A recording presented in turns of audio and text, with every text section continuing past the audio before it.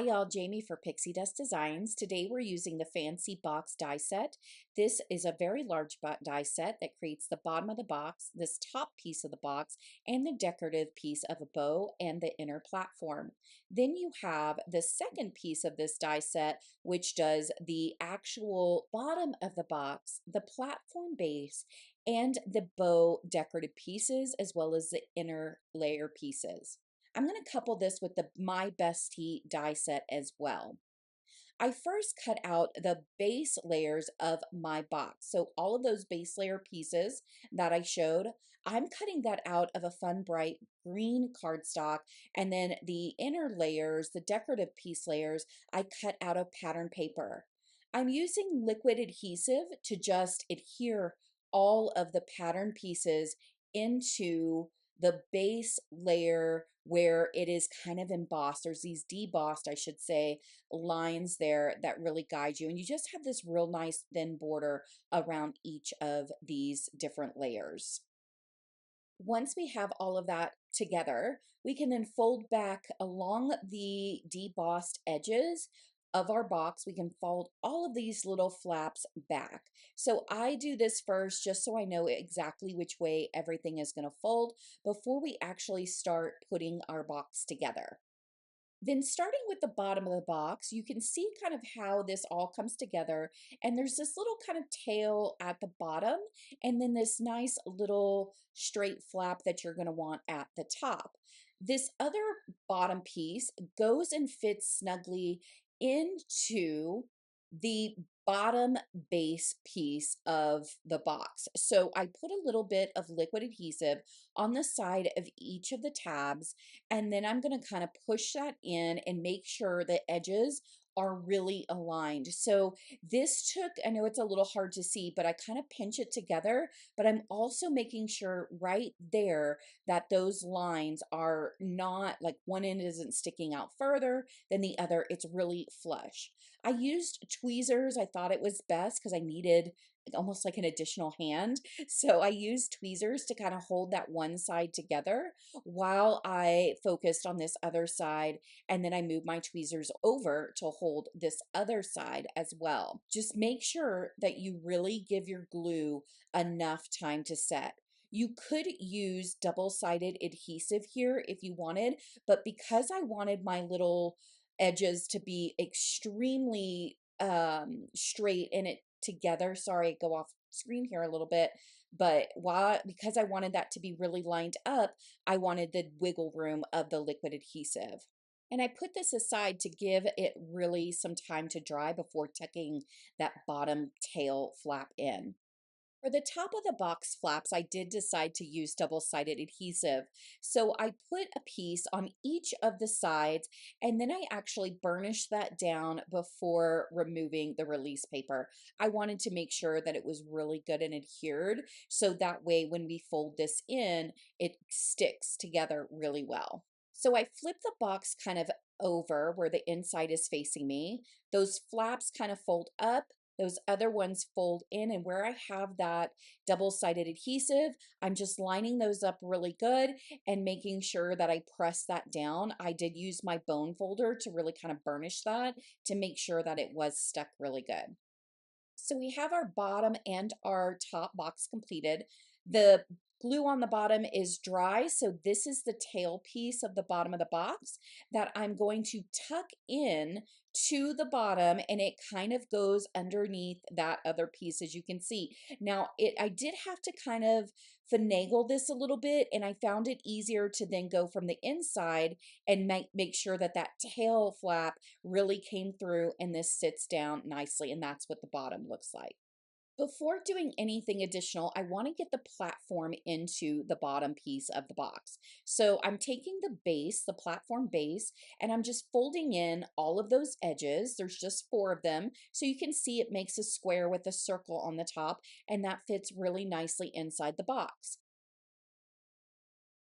And I used liquid adhesive along the edges of the platform piece as well as on the inside of my box. This way I had a little bit of wiggle room to get the platform piece inside the box, as well as I knew that the glue would also, allow for a secure hold.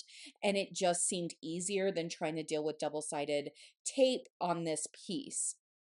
I die cut the grass piece from the Pixi Dust Designs No Bunny Like You die set, and I actually used that to circle the inside of the platform hole.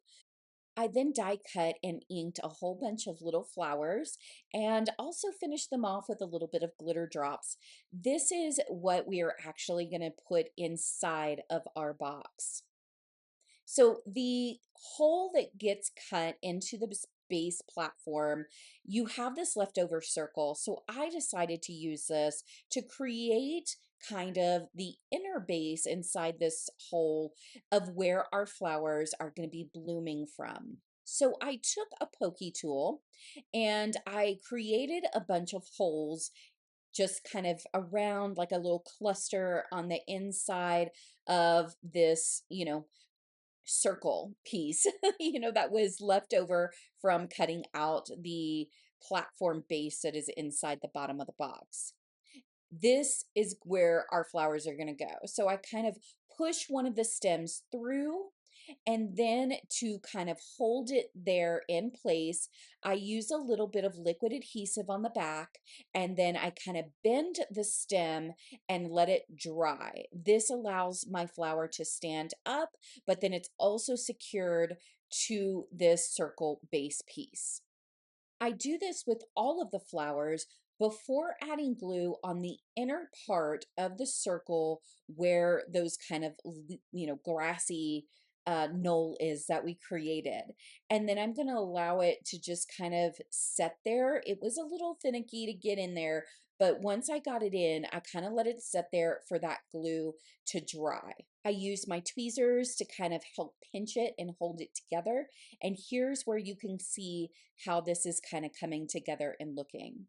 I needed something to be secure underneath this hole though, so of where the circle where our flowers are. So I decided to just kind of double and then ended up tripling up some thick foam adhesive, and I put that right in the center. That really is what helped to kind of give it some security.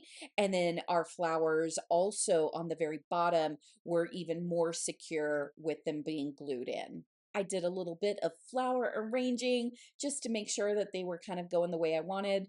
And there is our little bouquet. Now we can move forward to putting our top of our box onto the actual base of our box. So for this, I am taking some double-sided adhesive, putting it along that little flap at the very top of the bottom piece of the box. I cut that off, burnish it, take off the release paper, and then I'm going to align the top of the box where it needs to actually be positioned. One thing to note is the top of the box, you want this little doohickey flap that allows you to kind of pull the lid of the box up. You want to make sure that is at the top so that you're putting the top of the box on correctly. So it needs to be at the front and top of what your box top is. I adhere that together. I did use a little liquid adhesive on top of the double-sided adhesive just to give a little bit of extra wiggle room. And then I press that down firmly because we don't want that coming up. So I even open the box and make sure I kind of really press it down. Because the bow paper I was using was white on the inside, I did ink that up just because it was going to be a little visible, and I wanted to cover up the white. I then used some double-sided adhesive right in the center, and I used that to hold the first of my little bow flaps down. I found that to be easier, and then that way I didn't have to wait as much for the glue. And then I just kind of keep folding them in, adding a little bit of glue where needed, and then I'll actually use my tweezers to hold this down. I put that aside to let it dry, and then I can take the tail pieces and I can put a little bit of liquid adhesive onto my bow and just press that together using my tweezers again, just to kind of keep it held nice and firmly. We can then wrap the center piece of the bow around the entire bow with the circle being right at the top. So I kind of just circle that around my finger to give it a little bit of shape. I'm going to put a little bit of liquid adhesive where it needs to be, right on the back. And then I actually adhere my little tail ends to that with the dot being on the very front, of course, of our bow. And I loved using this pattern paper along with the solid. It really kind of creates a nice contrast, but it's such a cute bow, and I love that. I had die cut the pieces for the teapot and the little teacup out of some corresponding pattern papers and solid color papers that I wanted to use in this project. I'm just putting all of the little pieces on. Now, this set does come with some eyes that get cut out that can be used on the teapot and on the teacup.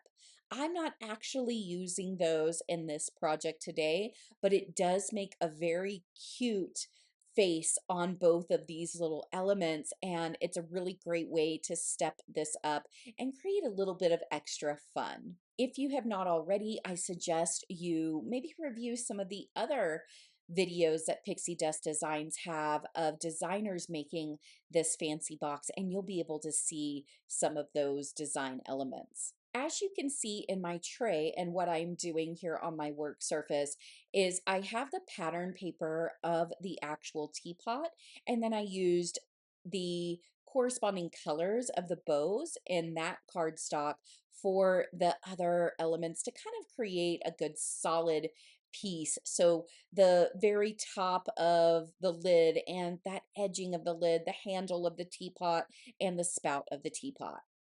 I did the same thing with the actual teacup. There's just that little handle that is actually cut out of gold metallic. And then we have our tea cut out of some craft cardstock. To finish off the inside of the box, I decided to take the teacup and put it right behind my flowers. So that way, when you open this up, you can see the little teacup. It brings the theme from the outside to the inside, but we still have our fun floral bouquet there, kind of highlighting that. I then put the teapot on the outside of the box. For the stamp sentiment, I decided to put that onto a little tag, and I just used my crocodile to create a hole. I'm just using some twine. This is nothing fancy, no baker's twine or anything. This is really a rustic kind of twine, which I like the feel of. And then I'm going to adhere this onto the top of my box. And this way, our fun Mother's Day sentiment is just hanging off the side, and then I put the bow on top of that. I did use some double-sided adhesive just to give me a little bit of extra oomph with securing the bow. So I removed the release paper, and then I still used actually liquid adhesive to make sure the tails, so the back layer tails, actually stuck to the box as well. And here is our fun finished box with that cute bow on the top, our fun bestie there, our sentiment. This is Mom, you will always be my bestie. And then, of course, when you open the box, you're greeted with that fun floral bouquet and that little teacup. You could put tea bags and gift tea bags in here if you wanted to, and put those right behind that floral bouquet. Again, we use the Pixi Dust Designs Fancy Box die set along with the My Best Tea die set. I hope that you enjoyed this project and seeing this fun fancy box come together and how you can use the My Bestie die set. Thank you for joining. Take care and be sure to stay tuned for more crafty fun in the future.